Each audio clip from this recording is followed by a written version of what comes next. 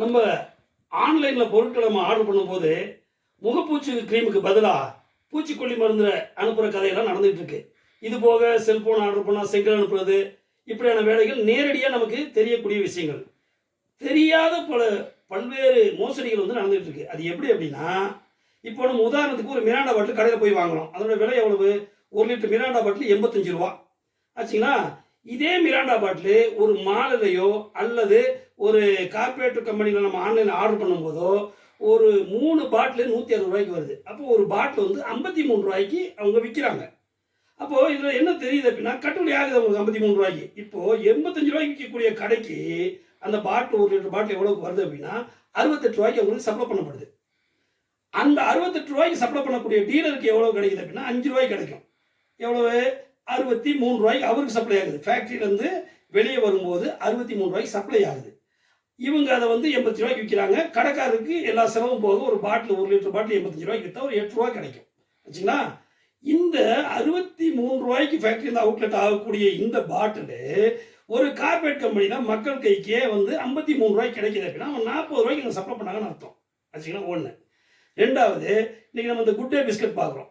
இந்த good day biscuit இதே corporate கம்பெனியில் நம்ம 10 ரூபாய்க்கு வாங்குகிறோம். அந்த கடைகளுக்கு 10 ரூபாய்க்கு நம்ம வாங்கக்கூடிய கடைகளுக்கு எவ்வளோக்கு வருது அப்படின்னா 9 ரூபா 40 பைசாவுக்கு கடைக்காரருக்கு வருது. கடைக்காரருக்கு சப்ளை பண்ணக்கூடிய அந்த ஹோல்சேல் மிட்டாய் கடைக்காரருக்கு எவ்வளோ கிடைக்குதுன்னா ஒரு பாட்டிலுக்கு ஒரு பாக்கெட்டுக்கு 20 பைசா கிடைக்குது. அதாவது அவருக்கு சப்ளை ஆகுது 9 ரூபா 20 பைசாவுக்கு. இப்போது ஃபேக்ட்ரியிலேருந்து வரக்கூடிய பிஸ்கட்டை வாங்கக்கூடிய சூப்பர் ஸ்டாக்கிஸ்ட்டுக்கு 10 பைசா கிடைக்கும். அப்போது ஃபேக்ட்ரியிலேருந்து வெளியே வர்றது 9 ரூபா 10 பைசாவுக்கு சப்ளை ஆகுது. கிட்டத்தட்ட ஒரு 70% இந்திய மக்களுக்கு. நல்லா ஞாபகம் வச்சுக்கோங்க. நம்ம 70% பேர் வாங்கக்கூடிய பிஸ்கட்டு ஃபேக்ட்ரியிலேருந்து வெளியில் வரும்போது அதனுடைய விலை வந்து 9 ரூபா 10 பைசாவுக்கு வந்து சேருது. இதுதான் நமக்கு 10 ரூபாய்க்கு கை கிடைக்குது. ஓகே. இதே பிஸ்கட்டு ஒரு கார்பரேட் கம்பெனியில் போய் மொத்தமாக நம்ம கன்சியூமர் வாங்கும்போது அவங்களுக்கு எவ்வளோ கிடைக்குதுன்னா 4 ரூபா 50 பைசா கிடைக்குது. அப்போது அந்த கார்பரேட் கம்பெனிக்கு இந்த பிஸ்கட் கம்பெனி எவ்வளோ கொடுக்குறாங்கன்னு கேட்டிங்கன்னா குறைஞ்சது 3 ரூபா 50 பைசா கொடுக்குறாங்க. அப்போ 3 ரூபா 50 பைசா கட்டுப்படியாகுது. இது இப்படியே இருக்கட்டும். இப்போ நம்ம என்ன கேட்குறோம்னா, நாம் போய் ஒரு ஹோட்டலில் சாப்பிடணும்னா அங்கே விலைப்பட்டியல் இருக்கும். யார் வந்தாலும் அந்த ஒரே விலைப்பட்டியல் தான். அப்போ இதை வந்து யாராவது விலைப்பட்டியல் வைக்காமல் விற்றா உடனடியாக அரசாங்கத்திலேருந்து வந்து அதிகாரி வந்து உடனடியாக ஃபைன் போடுறாங்க, விலைப்பட்டியல் வைக்க சொல்கிறாங்க. இது எல்லாத்துக்கும் பொருந்தும் தானே? அதே மாதிரி ஏன் அரசாங்கம் ஃபேக்ட்ரியிலேருந்து அவுட்லெட் போகும்போது ஒரு பொருளுக்கு இவ்வளோதான் விலைன்னு நிர்ணயிக்கக்கூடாது? இப்போ அந்த 1 லிட்டர் பாட்டிலோட கூல்ட்ரிங்ஸோட அடக்கத்தை பார்க்கலாம். 1 லிட்டர் தண்ணி 1 ரூபா. அந்த 1 லிட்டர் தண்ணிக்கு கலக்கக்கூடிய சர்க்கரை 100 கிராம் 5 ரூபா. அதாவது ஹோல்சேல் எடுத்தால் 4 ரூபா. 4 1 5 ரூபா ஆச்சு. இதுக்கு இந்த பஞ்சு மிட்டாய் கலர் போடுறோம் இல்லைங்களா? அதாவது சாப்பிட்டா நம்மளாம் இறந்துருவோம்னு சொல்லிட்டு பஞ்சு மிட்டாய் கலர் போடுறதே நிறுத்தி நீங்கள் பஞ்சு மிட்டாய் வியாபாரத்தில் நிறைய சிறு வியாபாரத்தில் விட்டுட்டாங்க. அந்த கலர் தூக்கி இந்த மிராண்டா பாட்டில் போடுவாங்க. அதில் நம்ம சாக மாட்டோம். ஓகே. அவங்க சொல்கிறாங்க அந்த மிராண்டா பாட்டிலுக்கு போடக்கூடிய கலர் பவுடரோட விலை 20 பைசா. இப்போது இந்த பாட்டில் சீலை இதுக்கெல்லாம் சேர்த்து ஒரு 5 ரூபா. அப்போ எவ்வளோ அடக்கம் ஆகுதுன்னா மீறி போனால் 12 ரூபா 13 ரூபா அடக்கமாகுது. இதை கார்பரேட் கம்பெனிக்கு இவங்க வந்து 40 ரூபாய்க்கு கொடுக்குறாங்க. இதன் காரணமாக அவங்க 53 ரூபாய்க்கு. இப்போ அடக்க விலையில் இவங்க 40 ரூபாய்க்கு கொடுத்துருக்காங்க இல்லையா? அரசாங்கம் இப்போ என்ன செய்யலாம்னா, அதே மாதிரி தான் பிஸ்கட்டுக்கு.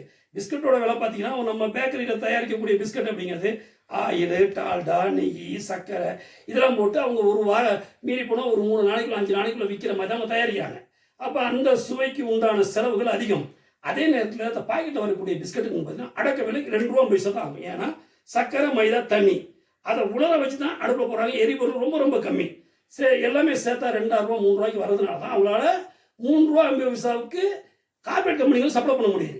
இப்போ இந்த 2 விலை இருக்குது. இப்போது அரசாங்கம் என்ன செஞ்சுக்கணும்? மத்திய அரசாங்கம் இது வரைக்கும் பேங்க் வந்து தனியார் கையில் இருந்துச்சு.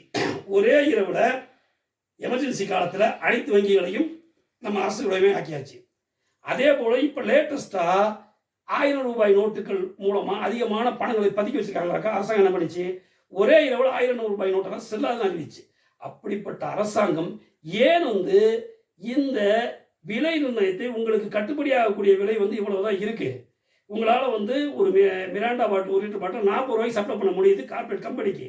அப்படிங்கும்போது நாங்களெல்லாம் கொடுத்துருக்கோம். இது வந்து உடனே மக்கள்கிட்ட என்ன சொல்லுவாங்க? சென்ட்ரலைஸ்ட் பர்ச்சேஸ் ரொம்ப கம்மியாக கிடைக்கும். சென்ட்ரலைஸ்ட் பர்ச்சேஸ் மொத்தமாக வாங்குறான். எவ்வளோ வாங்குறான்? அந்த ஃபேக்ட்ரியிலேருந்து தயாரிக்கக்கூடிய பொருட்களில் 5% தான் மாடுகளுக்கு போகுது. மீதி 95% சிறு வியாபாரிகள் தான் இங்கே வாங்கி நம்ம மக்கள் கொண்டு வந்து சேர்க்குறாங்க. 95% மக்கள் வந்து 80 ரூபாய்க்கு தான் வாங்கிட்டு இருக்கோம். இதே 40 ரூபாய்க்கு அவன் கொடுத்தா இன்னைக்கு விற்கக்கூடிய லாபத்திலேயே நம்ம வியாபாரிகள் விற்றாலும் நம்ம மக்கள் கையில் மிராண்டா பாட்டில் எவ்வளோ கிடைக்கும்னா 50 ரூபாய்க்கு கிடைக்கும். அதே குட் டே பிஸ்கட் 10 ரூபாய்க்கு வாங்கிட்டு போனீங்களா, கார்பரேட் கம்பெனிக்கு அவங்க கொடுக்குற விலையில நம்ம வியாபாரிகள் கொடுத்தாக்க நம்ம கைக்கு அந்த பிஸ்கட் 5 ரூபாய்க்கு சேரும். அப்போ மக்கள் கொள்ளையடிக்கப்படுகிறார்கள், சுரண்டப்படுகிறார்கள். இந்திய மக்கள் ஏமாற்றப்படுகிறார்கள். இந்திய மக்களுடைய பணம் சுரண்டப்படுகிறது. இந்தியாவின் பணம் சுரண்டப்படுகிறது. இதுதான் நம்ம கவனிக்கிறோம். ஆகவே இந்த அரசாங்கம் உடனடியாக அனைத்து நிறுவனங்களுக்கும் கார்பரேட் கம்பெனிகளுக்கு எவ்வளவுக்கு சப்ளை பண்றாங்களோ அதுதான் உங்களுடைய இறுதி விலை. இதற்கு மேல் 1 பைசா வைத்து அதிகமாக வைத்து யாருக்கும் சப்ளை செய்யக்கூடாது, விற்கக்கூடாது என்ற விலைப்பட்டியலை வைக்க வேண்டும். இந்த சிந்தனையை ஒவ்வொரு நாளும் விதைக்க வேண்டும். இருக்கக்கூடிய மாவட்ட ஆட்சியர்களிடம் ஒவ்வொரு அக்கறையுள்ள வியாபாரிகளும் வியாபாரத்தை நுகரக்கூடிய பொதுமக்களும் மனுக்கள் கொடுத்து கொண்டே இருக்க வேண்டும். அனைத்து கட்சிக்காரர்களிடமும் நம்மிடம் ஓட்டு கேட்க வரும்போது இதை வலியுறுத்த வேண்டும். இப்படியெல்லாம் செய்தால்தான் இந்த நுகர்வு பொருள்கள் நம் கைக்கு எளிதாக கிடைக்கும். இப்பொழுது இருக்கக்கூடிய மிக இறுக்கமான பொருளாதாரம் நம்மை விட்டு விலகும் என்பதை நாம் உணர்ந்து ஒவ்வொருவரும் செயல்படுவோம். இணைந்திருங்கள்.